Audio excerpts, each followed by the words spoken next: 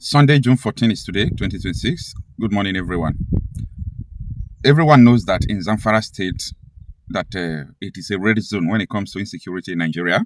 It is the most dangerous zone. Yeah, Zamfara State is the most dangerous zone. We have seen a lot of things going on in Zamfara State.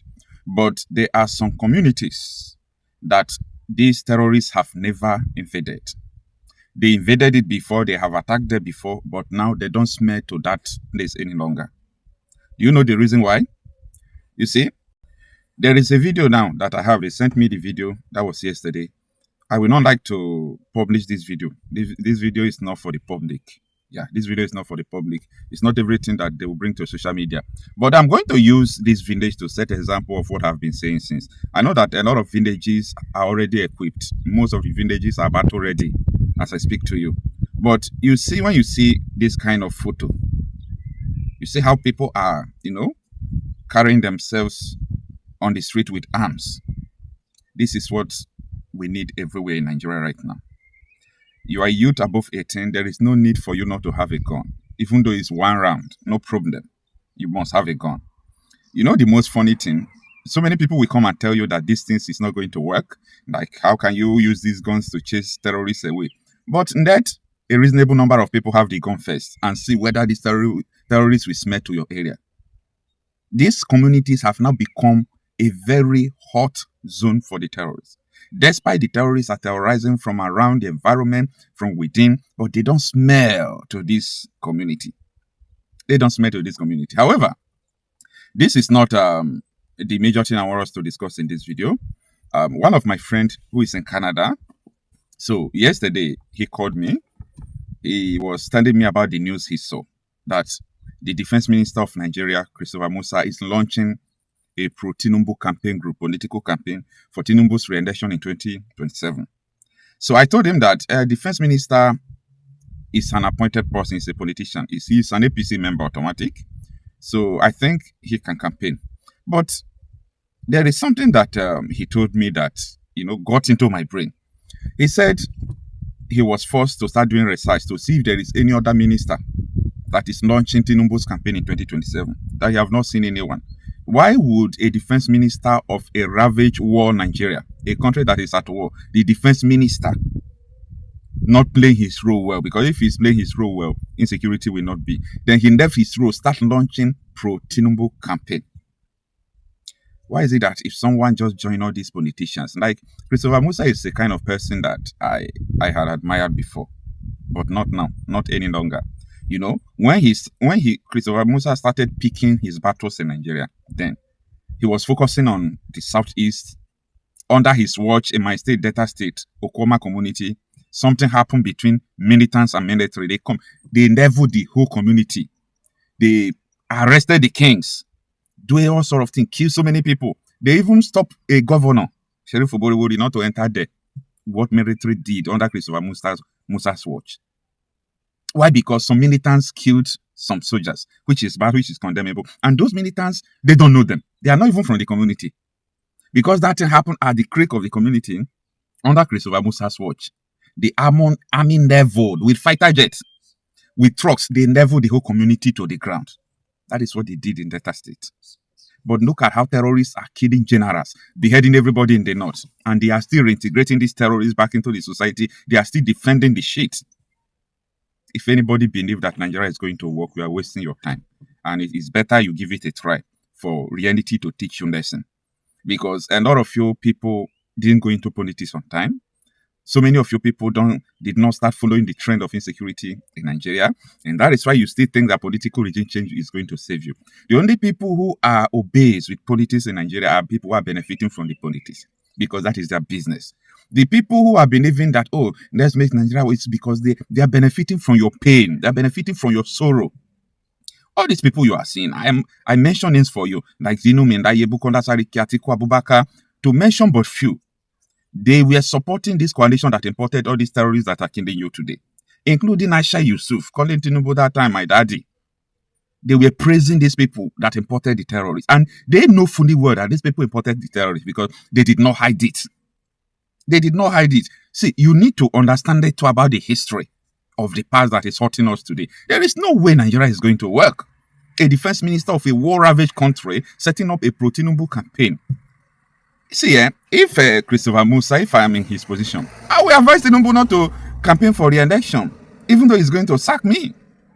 You know, that is why, for me, it will be very difficult for me to work with any politician. Because people working with them don't tell them the truth. Because they believe that if you tell them the truth, they will sack you. You are hungry, right? No, how does Tinubu stands to be talking about re-election if we all in Nigeria, I don't know the adjective I want to use to qualify our mentality. And there are a lot of people, especially a lot of people who are pushing for his re-election. Something is absolutely wrong with your mentality. Do you understand the level, how many generals have lost their life? How many colonels? We are not talking about brigadier or those, lower ranks military officers. Do you know how many of them have been beheaded, killed? And your defense minister is launching pro-Tinubu campaign. No, this is a disgrace.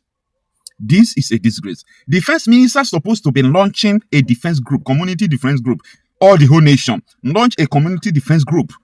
Support people who are picking up arms against these terrorists. You people can't do it. You people have failed. You people are collaborating with these people. The only thing you can do is to launch a security defense team in every community. I learned that there is a tension and pressure on Tinubu right now because the legislatures have passed the bill of state police. Now, there is a contention whether Tinubu will sign it into law or not. People don't know. This is because they believe that if communities by community state arm their people as policemen, it is going to affect their movement infiltration a little bit. You imagine, like in my state, Delta State now, if you go to AZ, between AZ and Enla, all the whole bushes there have been hijacked by these terrorists. They have about 6 terrorist cells between AZ and Enla. I'm calling the location because I know that if any military officer or police want to go now as I speak it to you, they will see this, use drone. Don't even go, use drone. You will see these cells. You will see all these Fulani terrorist cells between AZ and Enla. They are there. This is Delta North. Anyocho in the federal constituency. These are the things we're supposed to be focusing on. Because, you see, no matter whom you are a defense minister, you are this, you are that, this war will come, you will run. This war will come, you will run. That was day before yesterday, Warri Road. Bandits block Warri Road. Bandits, these terrorists, they call bandits. They block Warri Road. That was yesterday, right? It was Lagos Road. Everywhere, Nigeria is already caged. Nigeria is already caged. And I'm telling people that the way this community, I'm not going to mention the community name because of security reasons. The way this community arm themselves, that is what every community ought to be doing. Go and arm yourself. Don't wait for anybody. Join a vigilante group. You may be saying this gun is not powerful. Until then, it has saved a lot of people. It's all about the numbers. It's all about the unity in purpose. All these people, you can chase them out of your community, and so on and so forth. And for so many people who claim to be cultists, I am aware of what happened in Plateau State, where these terrorists, aka bandits, kidnapped so many cultists who went for initiation. But I want to tell you, if you look at what is going on in Ika Federal Constituency, in Agbo, Delta State, you will see court cases, court war, fighting each other, killing each other, and your bushes are being taken over. You are fighting each other, killing each other. Your bushes are being taken over. Like, this is a serious challenge before you, and you are doing the unnecessary, killing yourselves. For what reason? And the politicians watch your people doing it, they enjoy it. Because they know that the monsters they created may come after them, so let them kill themselves so that the remaining ones could be managed. We are living in a very dangerous world. You must protect yourself. You have a right to live. And spoke very brilliantly. Nobody has come to counter him. Baraje is alive. He opened his mouth and said, a part of APC said, we are the ones that brought them from the Sahel to come and kill you. They are fellow Nigerians. And after this, you say, I'm a Nigerian. That is why I say that anybody, if once you say you're a Nigerian, you're sick in the brain. I never have regard for you as a human being, because that means you cannot reason. I will play this once again, uninterrupted, so you can hear him very, very well. And I'll start by asking him, I'm not going to ask him what he said. Who is responsible for the insecurity in Nigeria. Who is to blame? Listen. We have a confession that the media has not given appropriate attention. Yes. Go ahead. What is that? Kawu Baraje Alhaji Alhaji Kawu Baraje was a leading chieftain of the APC. Chief of APC. He has confessed. Baraje? The foreign mercenaries who have become bandits. He has confessed. How much more evidence do you need? He has confessed that they imported them for the elections. This is public. Why is the media not following up? Why are we not asking for accountability? So it seems very clear to me and to so many others. If you're in the public space, you hear people talking and pointing fingers. The ruling party is the direct sponsor of terrorism and insecurity in Nigeria. My name is Martin Onobo. I said it. Martin Onobo. APC is the direct sponsor of insecurity and terrorism in Nigeria. Ask me for the evidence. Good. I just gave you confession of Kawu Baraje. Kawu Baraje, his confession is number one. Evidence. Number two, evidence. Miyetti Allah made a public statement that if you want peace in your state, don't call any meeting. Provide land for Fulanis in your state. Ultimatum from visitors. Miyetti Allah. From terrorists. Miyetti Allah is a collaborator with the ruling party. Miyetti Allah. We had a report that the ruling party funded Miyetti Allah to the tune of 100 billion. You see that? I wasn't there when the payment was made, but that's in the public domain. One An Nigeria. official report that the government of Nigeria was going to establish a radio station. Radio station for Miyetti Allah. A terrorist group. In collaboration with Miyetti Allah. We have Fufude, the Fulani tribal dialect, will be the language of communication. Do you understand it? Now, they were saying this is for Fulani people, sorry, for Hausa people. You know, all these years when they were conquering you, Hausa, they said Hausa, Fulani, we are Hausa, Fulani. But now they feel they have taken you over. Now they feel that they are at the cusp of their conquest of Nigeria. They are now floating a radio station, no longer in Hausa language, but in their native Fulani language, Fufude. What does that tell you? As an average Nigerian, I wonder when, maybe there's something in the cow. You know, they have sex with cows and after that they sell it to us and we eat. Maybe that is when they succeed in hypnotizing us. The interviewer was asking for evidence. Let me now give you the evidence. It was us that translated this evidence. Now it's all over the place. It's gone viral. Now let us hear from the mouth of the Fulani terrorist that the APC brought into Nigeria. Let us hear from them.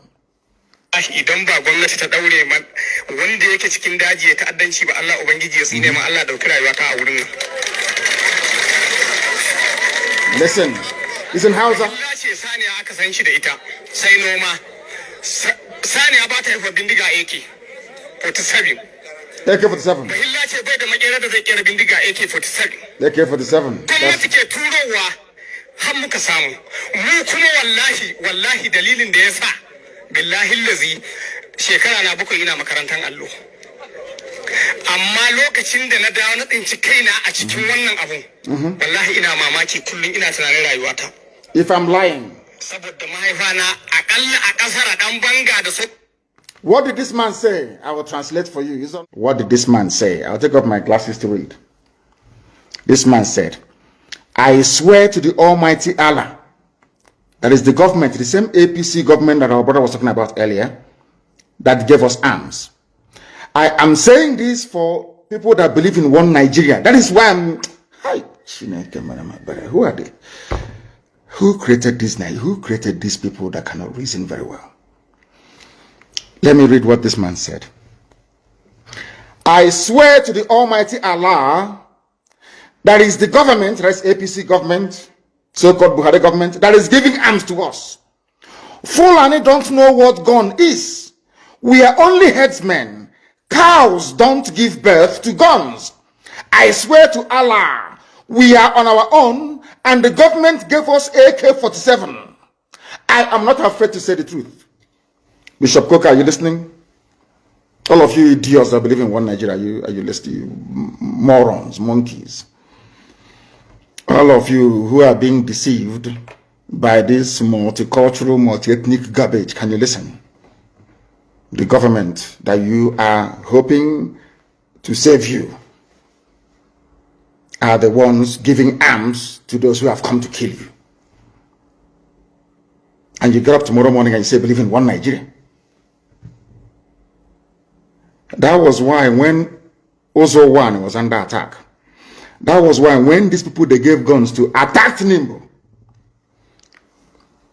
Ifani Ugwani called, the Enugu State governor called Buhari many times. Buhari ignored his calls. Ugwani called the commander of the 2 division. No one took his call. He called the commissioner of police for Enugu. No one took his call. But anytime IPOB is having meeting, you come and start shooting people. But when the same people were under attack by those that they are sponsoring, they were nowhere to be found. Is that a type of country? Is that the type of country you wish to belong to? Let's be honest about everything. If this insecurity were being caused by a group of disgruntled Fulani businessmen, you can understand. If this insecurity were being caused by a group of, say, very retarded Fulani politicians, of which there are many of them, I can understand. But insecurity is being caused by the government itself, the APC government. Our brother said it here, and you think he's lying. The people that they get, do you know where they said that? In front of Sheikh Gumi, Abubakar Gumi. He went to the forest to go and meet the bandits, and the bandits told him it was the government that gave us the guns. We don't know what guns are until they gave it to us. That's why I asked you, if they're coming all the way from Mali and from Niger, how did they cross the border with guns? If you claim that those terrorism are from Niger Republic, so you don't have customs and immigration in the north anymore? Or because you see yourselves as one people, so there is no border patrol, no border policing, nothing. But you have closed the border now for nearly a year and a half. So the border is closed. And you're from the south and you're shouting one Nigeria. Do you see the depth of your foolishness? Can you see it? When I say it, it's not out of hatred. People say, oh, I don't like his style of agitation because I tell you the truth. A governor said, the governor of Bauchi State, we are bringing in Fulanis. We are coming to settle Fulani in Nigeria. He said it, he wasn't hiding. We are coming to settle Fulani in your land, in your villages. Do you know why that is possible? Because you believe in one Nigeria. If you are on your own, nobody can try it. It's called an act of war or invasion. But Fulani is carrying out an act of war and invasion into your territory because you are under one Nigeria. So in other words, they are using, Nigeria is providing them a cover to carry out a conquest of an entire, should I say, ethnic nationalities across the zoo. Is it clear to you now?